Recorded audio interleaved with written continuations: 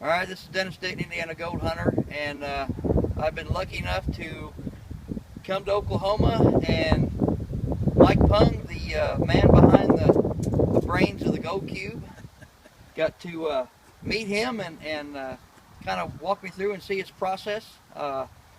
We're here, it's unbelievable weather, it's kind of homesick, where I moved from Oklahoma before I went to Indiana, come to visit family, but got a hold of Mike and asked him if he would be kind enough to show me around, and so I guess I got bragging rights on that. I'm one of the few that, or probably hardly anybody, that actually gets to come in and see how it's done. So the inner sanctum. The inner sanctum, yes.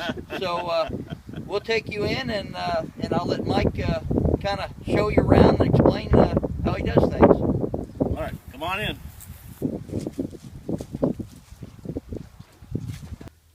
Let's start out the tour the same way that a Gold Cube tray would start out. This is the warehouse area of the building.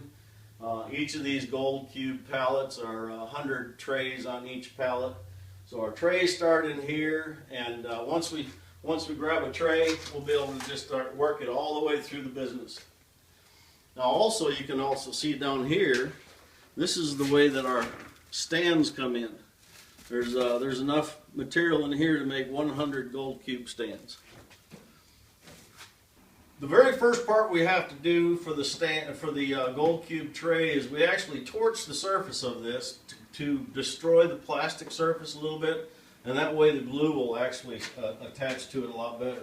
So we glue the bottom, we glue them at, and they all get put together. So this is where they get glued up, and once they're glued up, they just fill the rest of this empty room.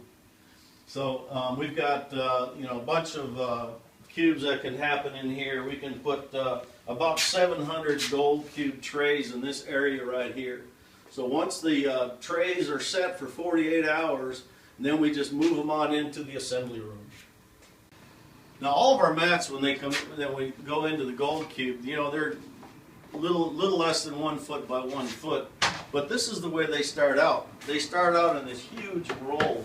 Can you imagine having a sluice box that big? That would be great. 5 feet wide, 150 feet long. We're catching some gold, right? Oh, we would be, yeah. That'd be nice. But we cut them into strips. And once we got them cut into strips, and then we bring them over here.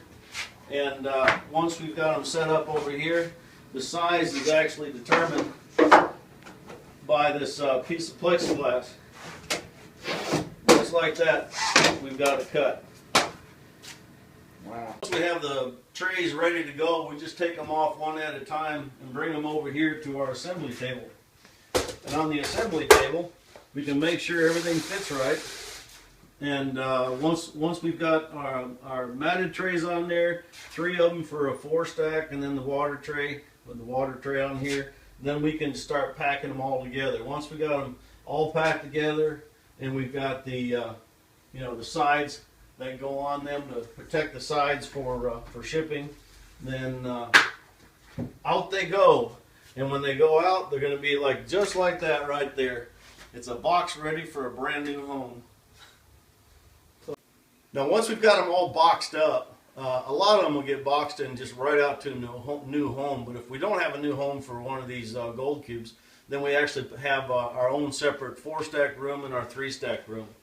So right here we've got the 4-stack room. You see all the extra boxes and everything, and the 4 stacks up against the wall. And then on the next room over, we've got our 3-stack room. Now all the 3 stacks are in there. All these are deluxes and ready to go to a new home. Well, Mike, I appreciate you letting me into your home workshop. Pretty much got to go where no man has went before in the gold world. So one thing I'd like to give you is the official Indiana Gold Hunter crew shirt. Sweet. So